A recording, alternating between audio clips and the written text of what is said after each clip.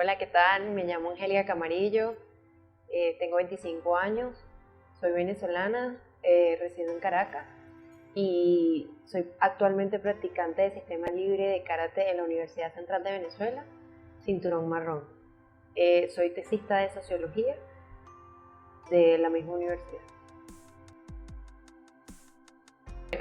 Angélica es una chica que nació en Caracas y vivió algún tiempo en San Juan de los Morros con sus padres. Sus padres se separaron cuando tenía aproximadamente 5 o 6 años. Se vino para Caracas nuevamente, vivió con su abuela y esa disfuncionalidad familiar empezó a hacer en ella unas conductas un tanto rebeldes entre la niñez y la adolescencia. Incluso de no hacerle caso a su familia, de ser un poco más violenta y cosas por el estilo. Siempre atraída por las artes marciales, siempre atraída por las películas. Quería drenar toda esa energía que le daba la emocionalidad de no tener a sus padres con ella, ¿no? Mi mamá trabajaba mucho y tenía muy poco tiempo libre para mí. Y bueno, yo me dedicaba a estar con mis amigos, a jugar, pero siempre sentía un vacío. Y ese vacío lo logré llenar con las artes marciales. El hecho de sentir, bueno, cuando era una adolescente, que era un mundo aparte. Siempre supe que era algo más allá de la pelea. Y eso me cautivaba, todo el tema ideológico, las costumbres, la forma de vivir, el estado de quietud que yo veía a través de las películas y todo esto me cautivaba muchísimo. Desde muy niña sentía que había nacido para eso. Mi mayor satisfacción dentro de las artes marciales es que me di cuenta que las artes marciales son un estilo de vida y te pueden complementar en cualquier ámbito de tu vida, pues te ayudan a llevar la vida de manera totalmente distinta y cada vez que diversas circunstancias se te van presentando en el camino, te vas dando cuenta que es una pelea más, una prueba más, un aprendizaje más, un estado de humildad más que te permite ser artista marcial y crecer espiritualmente. Esa es la mayor satisfacción, el crecimiento espiritual que nunca tiene un final, porque cuando empiezas a practicar artes marciales siempre se piensa que llegas a este nivel y ya, ese es el último eslabón. Y resulta que no, que después que llegas a ese nivel hay un más allá, siempre hay un aprendizaje, siempre llegas como al principio, pero ya evidentemente con otras habilidades y evidentemente con otro estado mental. He tenido decepciones personales en donde me ha tocado, a partir de las artes marciales, empecé a ser muy competitiva y estuve en un estado de competencia, quiero llegar al máximo eslabón de conquistar mis logros y mis metas a nivel competitivo como artista marcial. Pues yo sentía que mi camino era la pelea y en el camino me tocó tomar decisiones duras, como por ejemplo darle prioridad a mis estudios universitarios. Esa fue una de mis primeras decepciones en las artes marciales y yo pensaba que era un fracaso en mi vida, y hoy que he madurado me doy cuenta que realmente fue una de las mejores decisiones, porque sigo siendo un artista marcial aunque no esté en un mundial de karate, por ejemplo. Dentro de la práctica, bueno, como ciertos personajes dentro de las artes marciales no entienden a profundidad el tema espiritual y pierden el piso, pierden la humildad o no mantienen los valores y la ética que son propios de las artes marciales, el alma mater de las artes marciales, ¿no? Entonces distorsionan como toda la realidad que se debería de mantener dentro de las artes marciales, como por ejemplo creer que son superiores a los demás, no controlar el tema de las emociones y la rabia, no alimentar el espíritu, sino alimentar el ego. Esa ha sido una de mis principales decepciones dentro de las artes marciales. El ver cómo las personas que yo en algún momento quise ver o idealicé cuando llegué a un punto en donde estoy en un cinturón ya avanzado. Me doy cuenta que realmente como persona, quizás como practicantes o como atletas, tienen muchas habilidades, pero a nivel personal y a nivel espiritual, no, las artes marciales no habían tocado su vida y no le habían dejado las cosas que yo pensé que sí. Bueno, desde lo espiritual muchísimo, porque te das cuenta de cómo tú en tu mundo puedes visualizar las cosas de manera distinta, cómo tu mente juega un papel muy importante dentro de las artes marciales y dentro de tu vida. Y ese equilibrio está dentro de ti, ese arte marcial está dentro de ti. Entonces la espiritualidad es algo muy amplio, ¿no? Que va también con el tema de la fe, está vinculado al tema de la convicción de vida que tengas o a dónde vas. Y también es parte de todos los valores y la moralidad y la ética que se va construyendo en el camino de las artes, bueno, en este caso de las artes marciales, se va construyendo como una morada. Y dentro de ti está ese templo de cosas diversas que te permiten a ti generar un crecimiento específico. ¿Qué considero yo que le falta a las artes marciales? Personajes en algunos aspectos que no alimenten el ego, primero, y que generen esa sensibilidad y esa humildad. Porque así como yo me di cuenta en el camino de que hay personas que se alimentan de ese ego, yo me di cuenta y no seguí ese patrón. Pero normalmente cuando tienes, y no hablo solamente de personas que han llegado a rango de negro, ojo, hablo de practicantes avanzados. Un cinturón blanco siempre va a ver lo que quiere hacer en un cinturón amarillo y un cinturón naranja. O sea, no lo digo solamente por las personas que ya han llegado al último eslabón, ¿no? Pero normalmente lo excesivo es eso, es que hay se desdibuja el respeto y se transforma en ego. Entonces muchas veces es como que yo soy un cinturón más avanzado y entonces yo puedo humillarte y yo puedo tratarte mal eso me parece excesivo. ¿Qué le falta? Desde mi punto de vista, algunas artes marciales le falta realismo. Hay unas que lo son, pero hay en algunos casos que a ciertas artes marciales se fijan en la parte competitiva y no lo llevan a la cotidianidad. Y realmente todas las artes marciales sirven para la vida y para la defensa personal. Entonces, cuando se ven en una situación en donde está en riesgo su integridad física, como lo practican de una forma competitiva y no lo llevan a una realidad, a la mayor realidad posible, entonces terminan fracasando, terminan siendo agredidos o no pueden defenderse adecuadamente. Bueno, de niña siempre me gustaron las artes marciales y tuve una oportunidad en judo, pero siempre me gustó el karate. Tenía 9 años, 8 o 9 años. Yo estaba en el colegio, entonces se supone que a mí me gustaban desde niña mucho las películas de acción, las artes marciales, no sé qué, y conversé con mi mamá en este caso, y me dijo que no, que ese deporte era muy feo, que eso era de varón, y estaba como muy estigmatizado todo esto, ¿no? Entonces, ¿qué hice yo?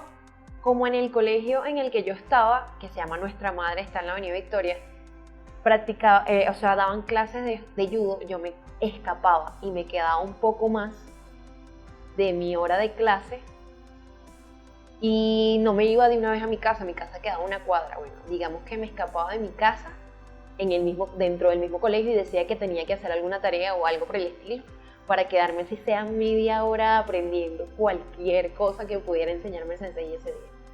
Entonces me iban a buscar al colegio y yo me hacía la loca, pero es que en realidad no era que estaba jugando, era que estaba escapada para ver qué podía aprender de las artes marciales.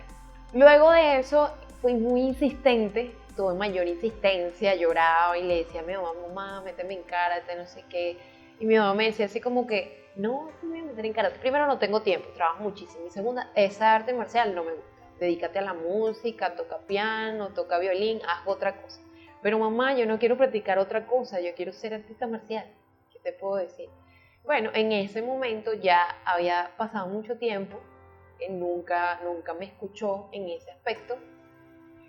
Y un día que hablé con mi abuela, que era con la que viví en ese momento, y le dije, abuela, mira, quiero decirte algo. Desde hace muchos años quiero practicar karate y no me lo han permitido.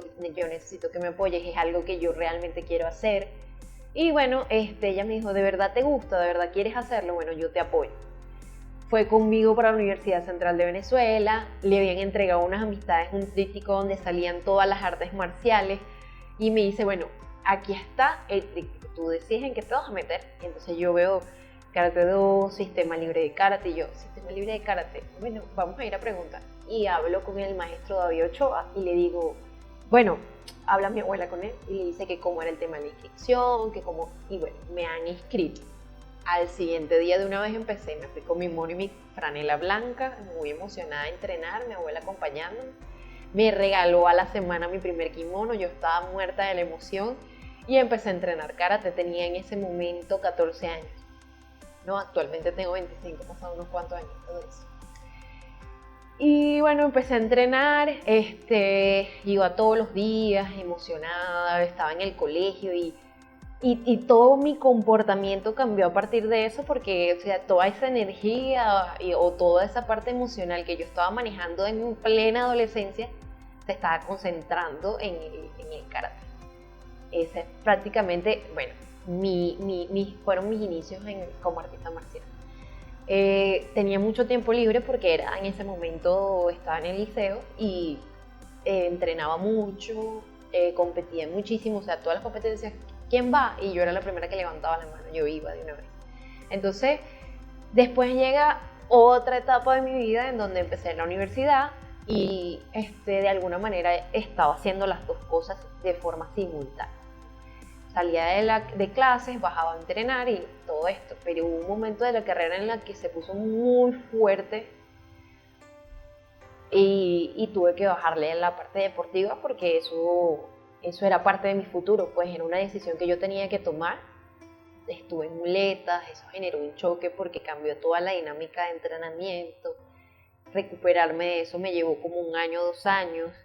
Empecé a entrenar nuevamente y siempre he estado activa como tal, pero no, nunca como cuando empecé. En los actuales momentos ya dije que era tesista de la Universidad Central de Venezuela para graduarme de Sociología en diciembre de este año.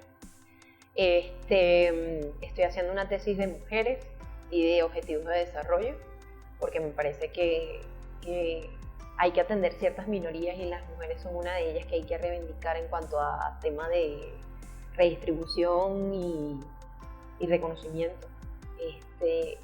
Entreno mujeres actualmente.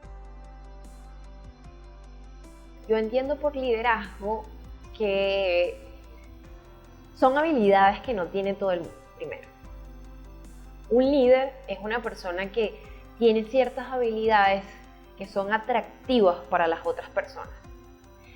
Para empezar, hay muchos tipos de liderazgo, entre ellos está el liderarse uno mismo. Pero por lo general cuando te lideras a ti mismo y logras tener el control emocional, financiero, de tu vida y de tus acciones, eso empieza a funcionar como espejo, ¿no?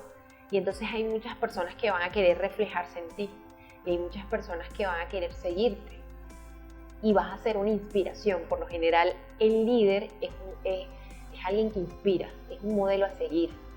No es, él ejerce poder, pero no poder dominante, ejerce un poder a través de la inspiración, ¿no? Entonces, hay líderes dentro de la familia, que es como la cabeza del hogar, o el modelo a seguir.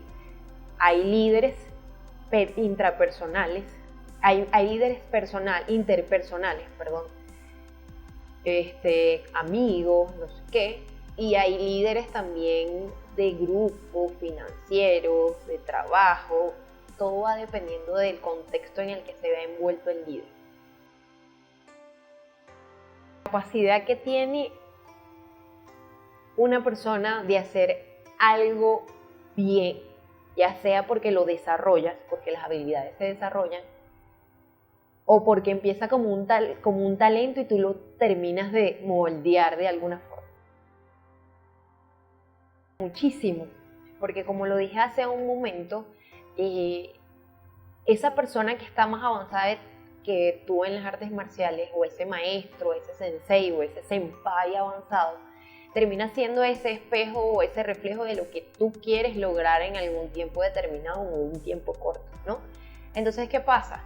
Tú ves a ese personaje, lo idealizas de algún modo y tú dices, yo quiero ser como él o como ella. Entonces empiezas a adquirir o a imitar o a tratar de ver qué cosas hace esta persona para llegar hasta lo que yo veo. ¿Sí? Entonces esa persona empieza a hacer esa reflexión y eso influye muchísimo. Si tú tienes en tu entorno de las artes marciales personas respetuosas, vas a ser respetuoso. Si tienes personas humildes, vas a ser humilde. Ejemplos de mí que yo pensaba que ser peleador y ganar una pelea ya era ser el mejor, y eso alimentaba mi ego a nivel competitivo. O sea, si yo iba para un torneo y me ganaba un primer lugar, o sea, ya yo me creía que yo era la primera, la número uno, pues. Y en realidad, ¿qué aprendí dentro del liderazgo de las artes marciales o de mi maestro? ¿Qué aprendí? Que la humildad es lo más importante. Y que no importa si ganas o no ganas una medalla, o no ganas un trofeo, o no ganas una pelea. Lo importante es que primero, como diría mi maestro, el artista marcial da la pelea hasta el final. No se rinde y es humilde. Eso es lo más importante. Y no se cree superior a los otros. Eso es una de las principales cosas que aprendí dentro del liderazgo. La humildad. Dentro de las artes marciales logré una flexibilidad impresionante que yo nunca pensé que tendría. Primero.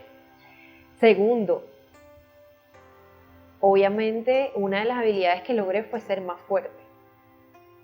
De hecho, a veces, por lo menos en la vida cotidiana, eso me asusta.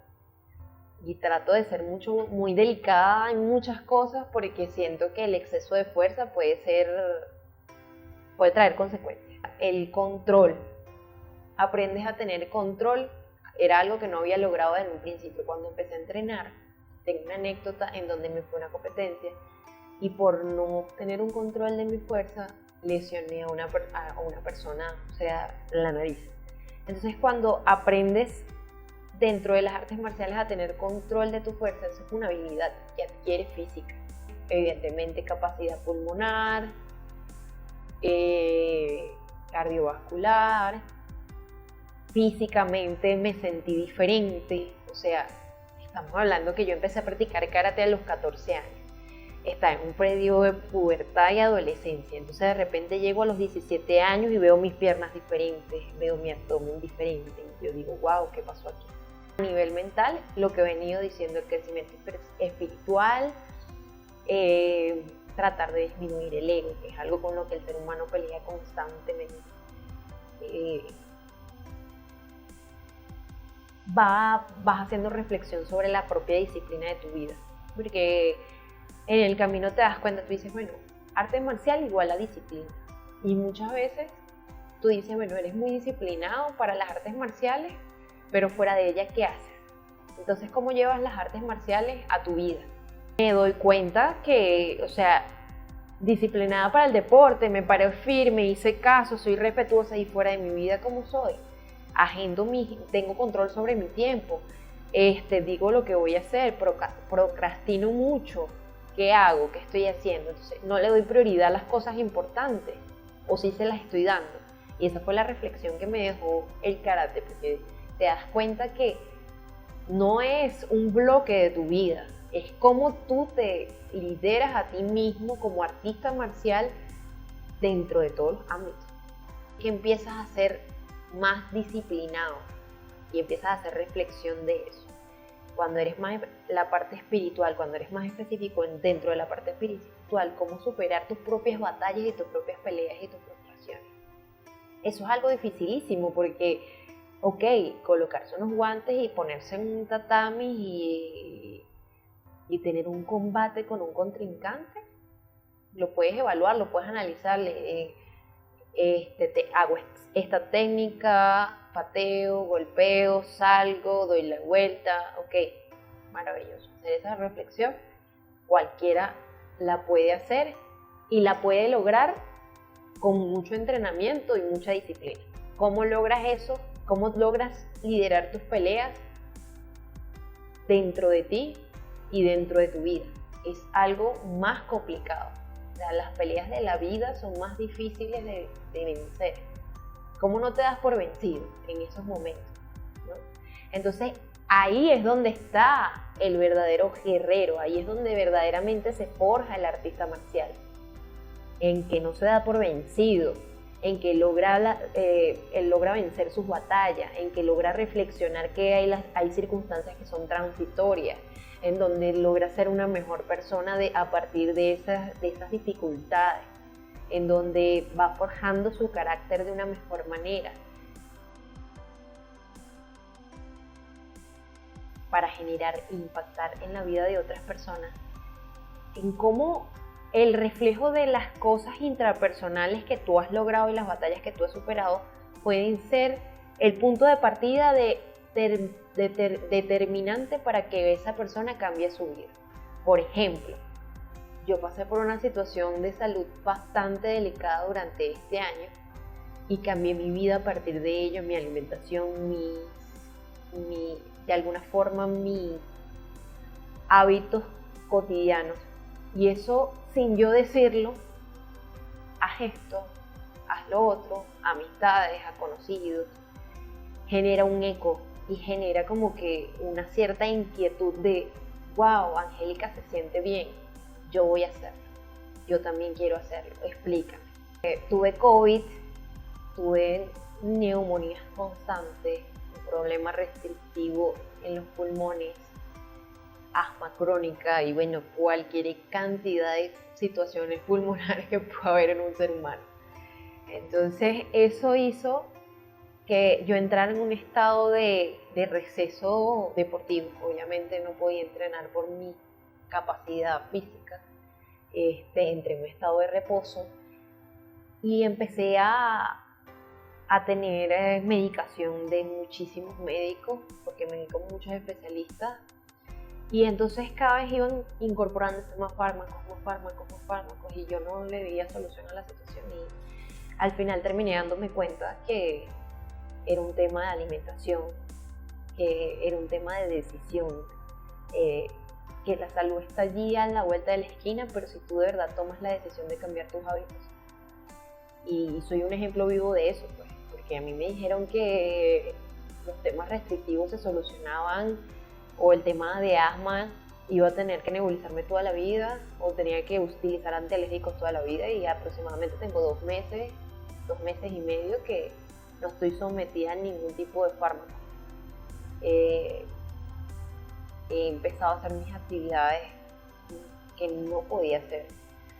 Entonces ese logro para mí es una de las grandes batallas más grandes que he tenido en mi vida, porque llegué a un punto en donde entré en depresión y no podía hacer las cosas que hacía constantemente, entre ellas hacer artes marciales, entrenar, que es una de las cosas que más me gusta hacer. Entré en un estado depresivo en donde tú haces una reflexión y dices, bueno, ¿para qué te han servido las artes marciales, Angélica? Eres una guerrera, ¿qué vas a hacer? ¿Te vas a rendir porque estás enferma, porque te sientes mal, porque estás en la cama? ¿O vas a buscar una alternativa y vas a luchar contra las circunstancias? Porque todo es circunstancial. Entonces el lograr eso y esa conquista y ese logro hace que las personas digan, bueno, ¿qué está haciendo Angélica en su vida? Que está saludable. ¿Qué está haciendo Angélica en su vida? En su alimentación y en todos sus hábitos que la hace sentirse bien. Eso es por un lado. Por el otro lado, ¿Cómo logro yo entre las personas marcar una diferencia por las artes marciales? Bueno, en los conflictos tengo una actitud evidentemente muy distinta a la que pueda tener una persona que no es artista marcial. ¿Por qué? Porque el artista marcial no va a buscar una pelea o violencia bajo ningún concepto. Incluso no va a buscar que el intercambio de palabras sea ofensivo o sea agresivo, ¿no? En determinados momentos. Entonces vas a funcionar como un estado de intermediario, pero que genera un estatus de tranquilidad dentro del ambiente del conflicto. Esa es otra manera de liderar. Y esa es otra manera en la que lideran los artistas marciales. ¿Qué más? Bueno, en la parte deportiva, pues, que hay personas que quieren hacer deporte, ven de ti un atleta y quieren seguir tu ejemplo. O quieren incorporar personas, yo quiero llevar a mi hijo, yo quiero hacer esto, yo quiero aprender, o incluso nuevos practicantes, aunque uno no ve habilidades porque se dedica u otras cosas, siguen viendo habilidades en ti que quieren seguir, ¿no? Y entre ellas están las habilidades de comportamiento, de respeto, en donde se dan cuenta que la cosa no es ir a entrenar porque no es un juego. Las artes marciales no son un juego, no es como un balón, por eso es que no se dice jugar karate, jugar taekwondo, jugar es un arte marcial, un respeto, es una responsabilidad. ¿Okay? Entonces eso hace que las personas vean en ti y te sigan y influye en el comportamiento de otros. Amistades que están pasando por procesos. Bueno, en particular, cada vez que una amiga pasa por un proceso y ve la cosa como un árbol grande y no ve nada más, entonces tú haces reflexiones en donde la persona se da cuenta que todo es transitorio, que no puedes maximizar los problemas. Esta es otra manera de influir. Sigo aprendiendo a planificarme mejor con el tema de las horas y el tiempo, a tener control sobre el tiempo. Es una parte de la gestión que me han dado las artes marciales que bueno, no tiene un valor, tiene un valor agregado realmente. Por ejemplo, actualmente yo estoy ejecutando una tesis de grado. Entonces normalmente las tesis de grado están encasilladas en unas funciones metodológicas cuadradas. Y resulta que los artistas marciales no vemos las cosas tan cuadradas. Evidentemente tú tienes que seguir los parámetros exigidos para llegar y para elaborar una tesis. Pero siempre está el componente espiritual dentro de eso. Y siempre está la aplicación y debería estar la disciplina dentro de esa gestión. Entonces está la gestión en donde nunca va a ser igual, por lo menos desde mi apreciación. Cuando vas a hacer entrevista y eres un artista marcial y planificas con una persona y gestiones el liderazgo con una persona para una tesis, que una persona que no lo es, que no sabe cómo abordar un grupo, que no sabe cómo va a ser la planificación de las preguntas que les va a hacer. Esa es una de las dimensiones, el liderazgo. Otra de las dimensiones es el contraste de lo teórico práctico y de lo teórico práctico y conseguir más allá de una reflexión más allá de la teoría, una hipótesis más allá de eso, un estado del arte. Y ese estado del arte lo consigues no solo con la parte teórica, lo consigues también con la parte reflexiva y espiritual, siempre va a estar allí.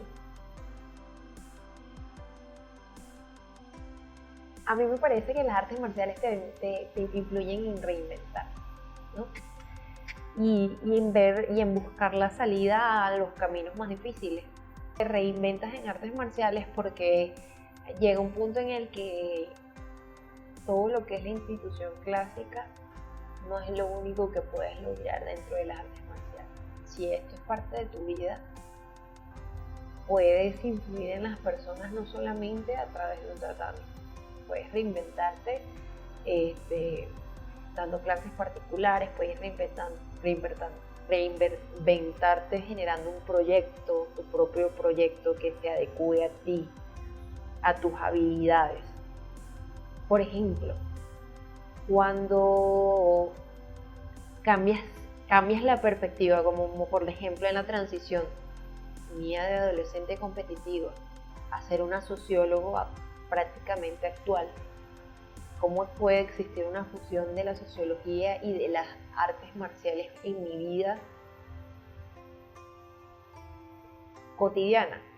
Si yo estoy haciendo una tesis de mujeres, ¿cómo ayudo a las mujeres a las mujeres marginadas o a las mujeres violentadas dentro de las artes marciales? Es una manera de reinventarte y de aprovechar y de ser creativo a partir de un arte marcial y de liderazgo. Bueno, se supone que dentro de las artes marciales siempre van a haber superiores, por así decirlo, si hablamos desde el punto de vista de rango y de trayectoria. Y ese ejercicio de poder hacer tiene una influencia dentro de las artes marciales importante desde el componente espiritual y del componente físico. ¿Por qué?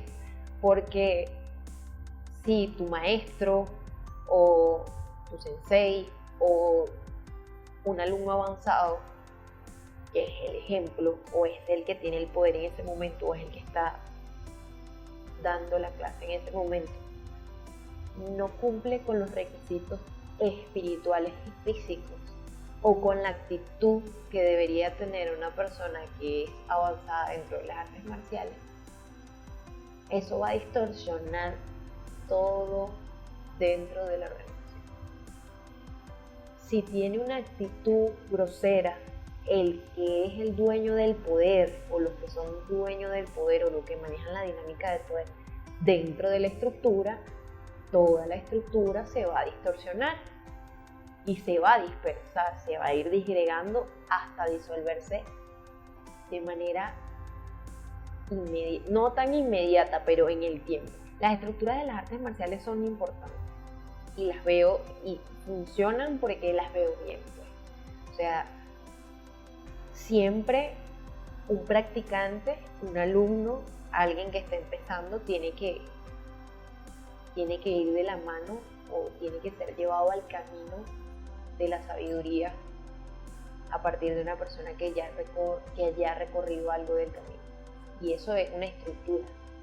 Siempre va a haber dentro de las estructuras formales de las artes marciales personajes que ya están muy avanzados en el camino y que tienen como sus pupilos, y esos pupilos a su vez van a seguir repartiendo valores, principios, ética y habilidades físicas dentro de una organización. En las artes marciales siempre ha ido como una serie de disputas. Las artes marciales funcionan como funcionan la parte científica y teórica. Siempre hay una disputa, este le refuta a este, porque esto no es así, porque esto sí es así, porque esta teoría es la válida, porque esta es la realmente válida, y la válida sobre la válida y la válida sobre la no válida. Siempre dentro de las artes marciales existen réplicas de otras artes marciales, porque cada arte marcial tiene su esencia y cada quien va a defender la esencia como una verdad. La verdadera arte marcial es esta. ¿Por qué? Porque la esencia es esta. Todas van a defender su propio arte marcial porque creen que están en una verdad total. Los símbolos dentro de las artes marciales no son solamente físicos, sino son también imaginarios, ¿no? El cinturón es un símbolo dentro de las artes marciales, por ejemplo, pero es un símbolo más psicológico, más emocional y espiritual que físico, por el respeto, por la trayectoria, por los sacrificios, por la constancia que lleva intrínseco ese cinturón para el practicante. Antropológicamente es así, y que ha ocurrido durante todas estas décadas después de la globalización. el cruce de las artes marciales. Entonces cada arte marcial piensa que es auténtica y la mayoría tiene un componente de la otra, porque se han ido cruzando.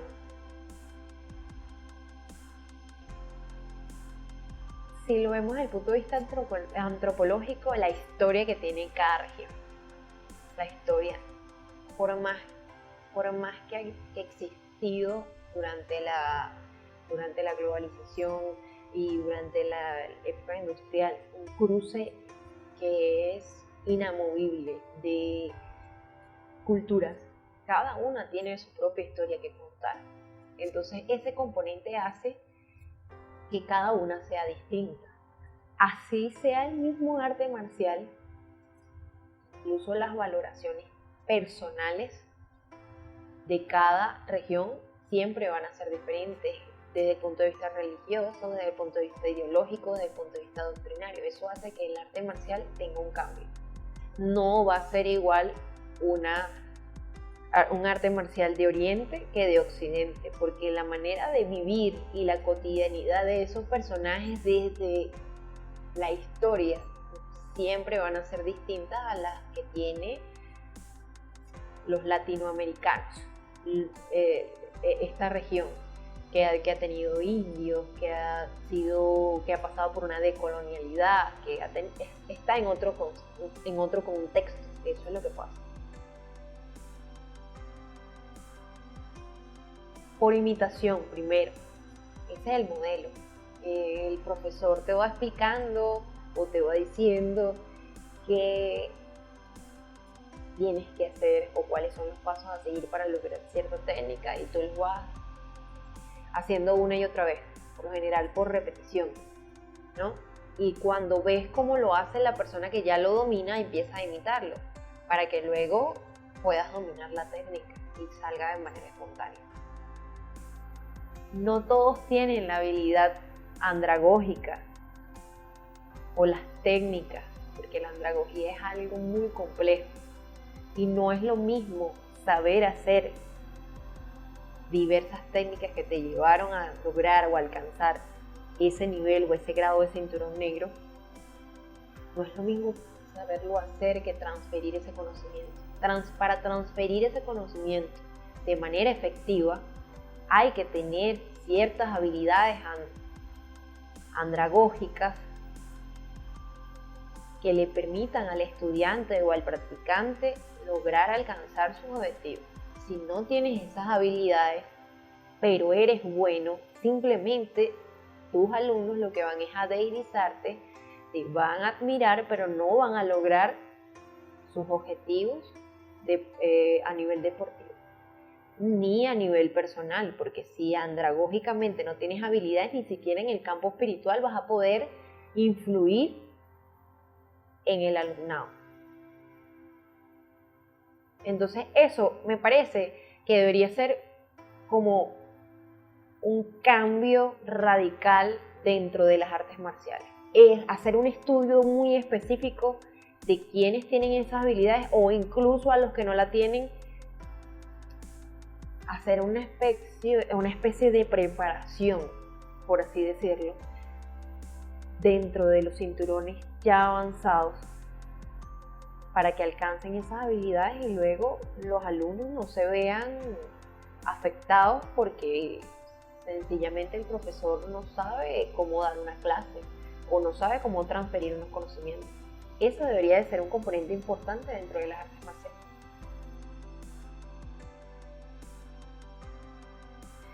Primero,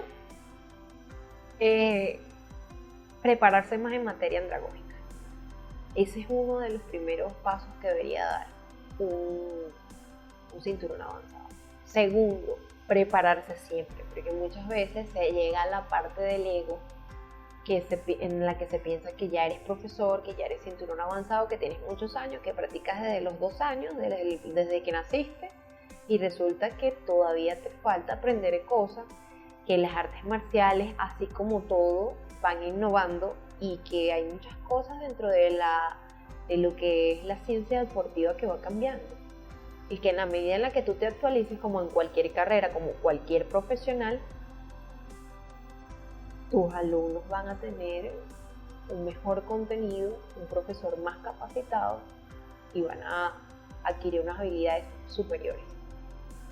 ¿Ok? Entonces la preparación es fundamental, el irse actualizando y no entrar en un estado de tradición, porque la tradición sí es muy importante cuando hablamos de la parte ética y la parte moral, pero cuando hablamos de la parte de habilidades deportivas, sobre todo y aptitudes, es importante innovar y es importante también irse documentando e ir aprendiendo todo lo que van haciendo nuevo en el deporte, en la ciencia del deporte, todo lo que es la biomecánica, todo lo que son otros componentes para lograr adquirir fuerza, habilidades, rapidez y todo lo que necesita un atleta integral.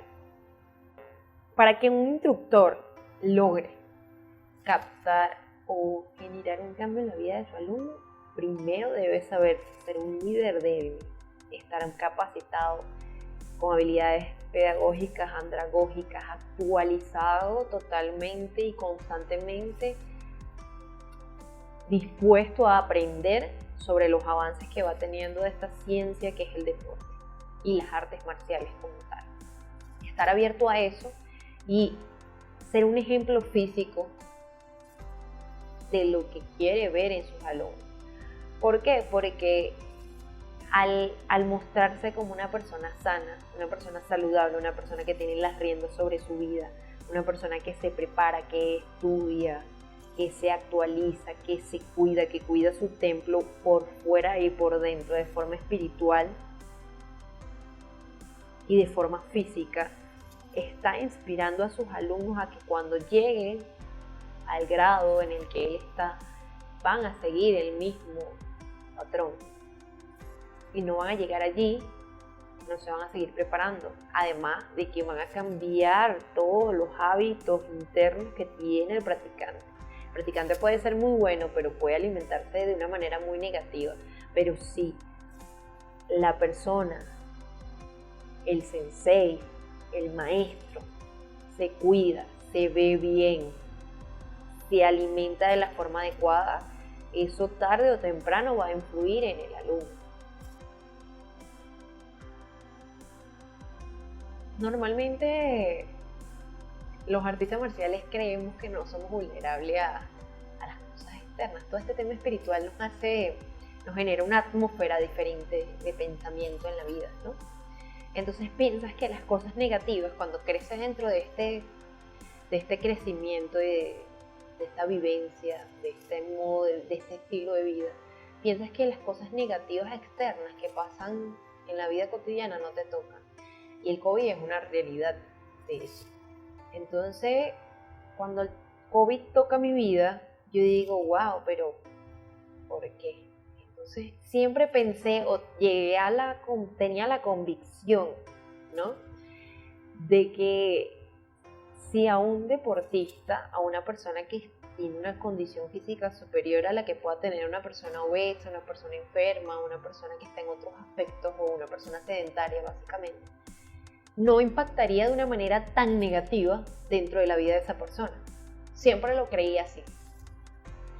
Entonces, cuando el COVID pasa por mi vida, sí entro en un estado de malestar agudo, pero nunca llegó a su estado cúspide. Oxígeno, hospitalización, intubación, o sea, la parte grave del COVID en sí que te lleva al borde de la muerte como tal. Y eso me hizo pensar en ese momento, en ese contexto, cuando sufro el COVID, wow, es mi condición física la que me hace que yo no entre en este estado de gravedad posterior al COVID.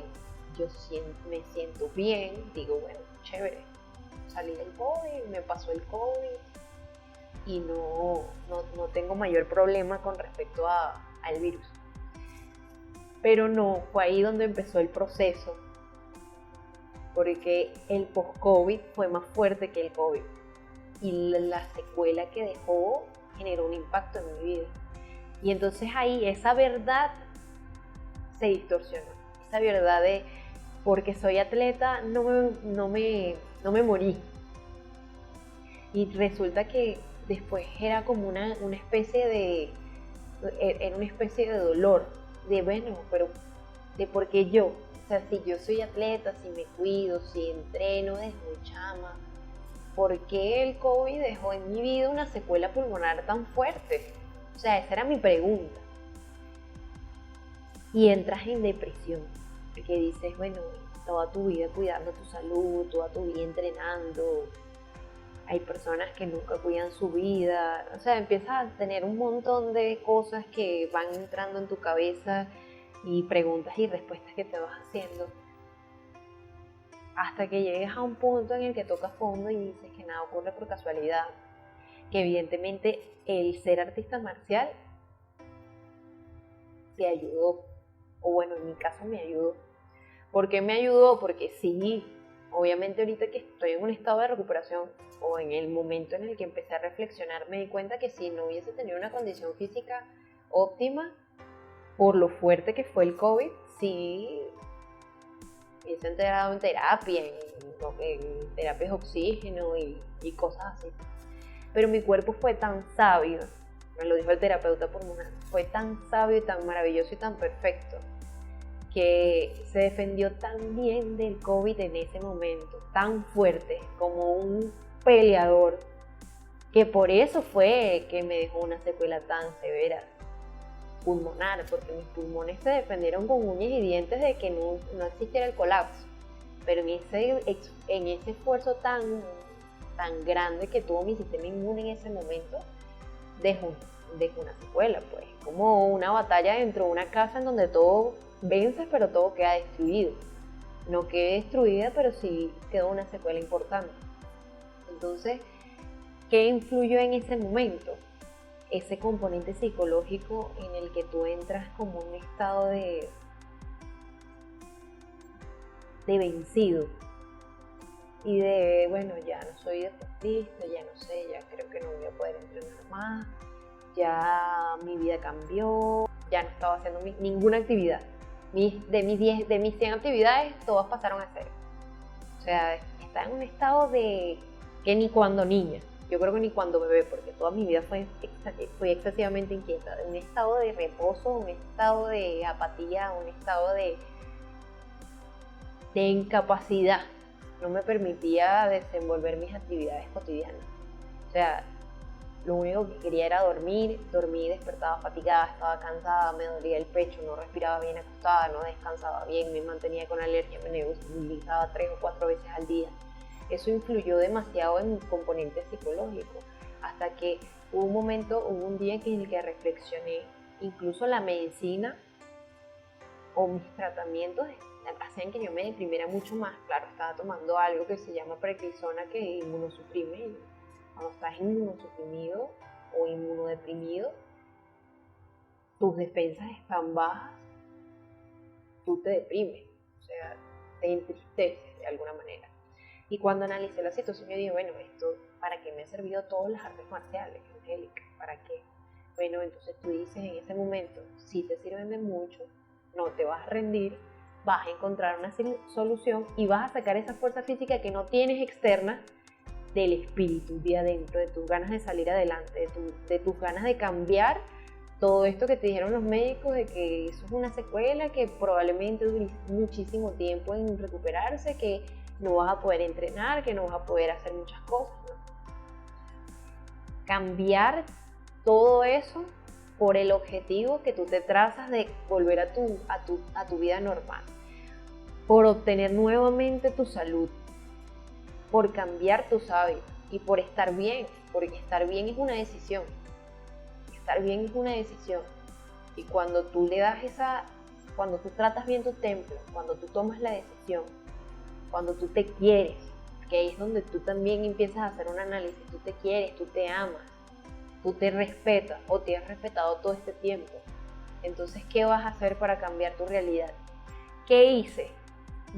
Me levanté un día y dije, no sé cuál es la solución, pero sé que lo voy a lograr. Primero fue mi meta trazada. Empecé a levantarme de la cama así no tuviera fuerza. Me sentaba y quería dormir.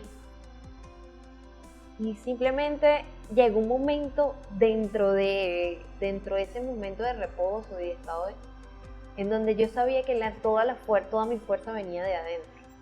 Nunca le dije a mis alumnas, voy a dejarte de entrenar porque no puedo. Así fuera sentada en un banco, seguía dando clases, porque me llenaba, porque eso me hacía sentir viva, porque eso me hacía sentir que mi realidad estaba distorsionada en ese momento por un tema circunstancial, pero no era la realidad de mi vida. Entonces empecé a tener una actitud diferente, que no fuera pobrecita yo, pobre de mí, qué triste es mi vida, entonces ahora qué hago. No, una actitud optimista, una actitud de alguien que quiere salir adelante, de alguien que quiere salir. Y por supuesto que me dediqué muchísimo más a mi parte profesional, empecé a escribir, empecé a dedicarle muchísimo más a la tesis, a verlo como una oportunidad de reflexión teórica que me generara frutos a futuro. Ya me voy a graduar en diciembre. Entonces, dentro de esa dinámica que yo veía en una atmósfera negativa, se empezaron a tachar cada una de las negativas y empezaron a verse cosas mucho más positivas. Esa actitud de liderazgo propio es lo que hace que veas alternativas, que salgas adelante. Influenció en mí mi hermana, primero que todo, que observó en mí, se preocupó mucho. Mi hermana se preocupó demasiado porque siempre me ha visto como una persona fuerte. De hecho, yo pasé por una situación familiar en donde mi mamá tuvo cáncer y yo tuve una actitud muy, muy sobria, a pesar de que estaba obviamente afectada por las circunstancias, muy sobria, muy de gestión, muy de planificación, muy de hay que hacer esto, no me da tiempo para pensar o para deprimirme. Entonces ella, viendo cómo yo hacía frente a los problemas con una sobriedad constante y verme sumergida de repente en mí, o sea, nos criamos juntas, crecimos juntas, y verme por primera vez sumergida en un estado depresivo, la preocupó muchísimo y dijo, no me preocupa lo que tienes realmente, me preocupa que te deprimas. Vamos a buscar una alternativa, yo estoy aquí contigo y sé que eres una mujer fuerte y que la alternativa que consigamos va a hacer que tú conquistes la salud nuevamente. Había algo que me había dado las artes marciales, que era el componente de gestión y de planificación, y dentro de la planificación, que no lo mencioné, estaba la planificación financiera.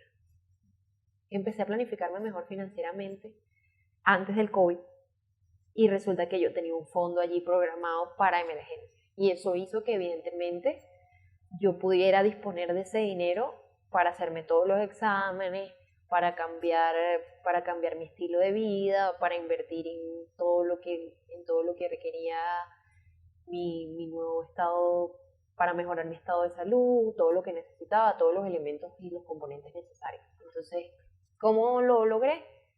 También con la parte financiera que yo logré planificándome antes de que pasara por esas circunstancias. Eso fue también importantísimo, porque tú puedes tener la seguridad, tú puedes tener las metas, pero entonces es más difícil gestionar la parte financiera y económica cuando no estás dentro de las circunstancias que cuando estás dentro de ellas, ¿no? Entonces, ese estado dispongo de esto, entras en un estado de tranquilidad. Muchísimo, eso impacta muchísimo, porque por ejemplo, ahorita, después de la cuarentena, de la pandemia, nosotros nos convertimos en una era más digital. Ya lo éramos, pero ahora estamos mucho más digitalizados que antes. Entonces, nacen incluso competencias virtuales, que era algo que antes no se había pensado, competencias virtuales de artes marciales.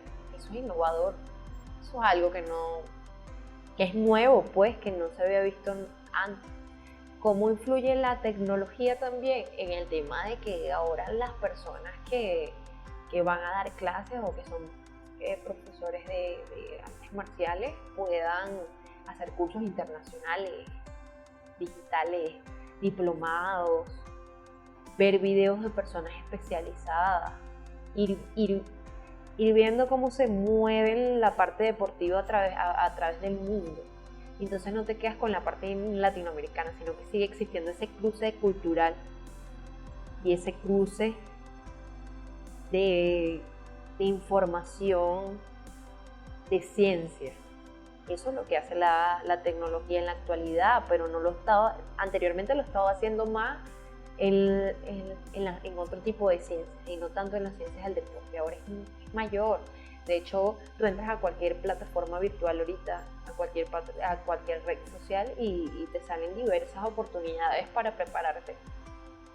Anteriormente se veía, pero no con tanta frecuencia con la que se ve en la actualidad, diplomado, curso, entre otras cosas, ¿no?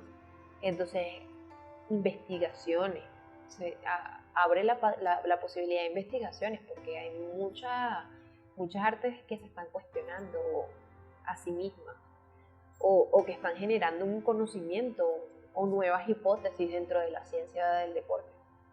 Eso influye. La tecnología ahorita actualmente es una ola de cambio. Que hay una brecha digital en las artes marciales actualmente. Hay muchas personas todavía que no han incursionado en la tecnología, no han tenido la disponibilidad ni la disposición de hacerlo. ¿Cómo ha impactado la brecha? En que se divida las artes marciales en dos grupos, en los que han adquirido conocimientos o otro tipo de habilidades actuales y los que se han quedado en el tradicionalismo ortodoxo de las artes marciales. Las habilidades tecnológicas de la actualidad, así como lo conversamos hace un momento, el tema de los cursos, impartir cursos a través de plataformas digitales, el manejo de redes sociales, la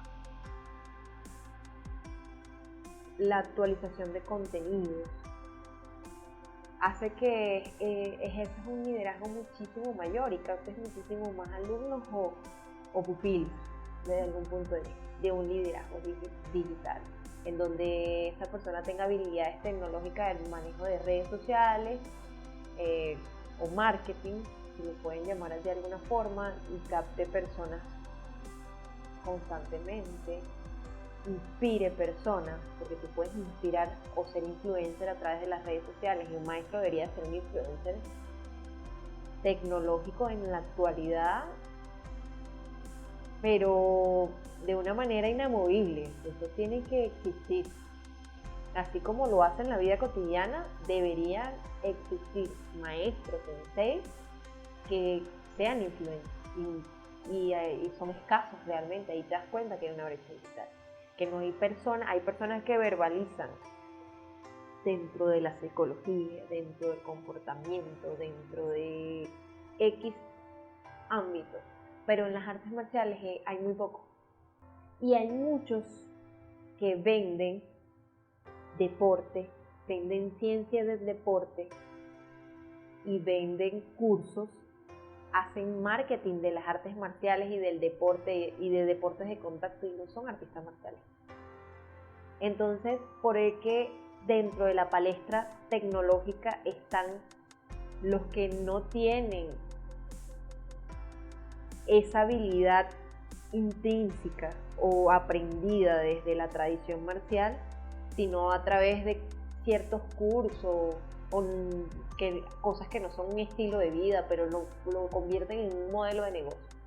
Entonces llegan personas que creen que esa es la verdad absoluta y empieza a distorsionarse y a desdibujarse lo que son las artes marciales y lo que es el deporte en sí, porque no son instructores verdaderos, y los instructores verdaderos se están quedando atrás y no se están actualizando. Eso es lo que está pasando. Entonces el negocio termina siendo para las personas que no digo que no estén preparadas, pero no tienen la misma preparación que tiene un instructor de artes marciales. Incluso vamos a hablar que hay personajes que son profesores de educación física o que han dedicado su vida al deporte, han sido instructores toda su vida, y llega una persona que simplemente hizo un diplomado de un año y tiene más o menos 2 años manejándose dentro del mundo del deporte y empieza a crear una marca, empieza a crear un proyecto y por un buen marketing, un manejo de redes sociales, un liderazgo de redes sociales termina teniendo el éxito y captando a las personas. Y las personas se están llevando una realidad parcial. No estoy diciendo que les están engañando, pero se están llevando nada más un tramo de la verdad dentro del deporte. ¿Eres artista marcial? Te invito a que te sumerjas, si ya estás dentro, mucho más dentro de este mundo espiritual, que te prepares muchísimo, sobre todo si vas a ser instructor, porque si vas a ser instructor debes ser un instructor responsable y capacitado para. Y dentro de tu vida que lleves todos los aspectos o todas las cosas que adquieres dentro de las artes marciales en todo lo que respecta a cualquier contexto en el que te desenvuelves. Todos esos aprendizajes, todas esas cosas, esas anécdotas, esas cosas que aprendes dentro de este mundo marcial, te permita ir generando un crecimiento tanto interpersonal como intrapersonal.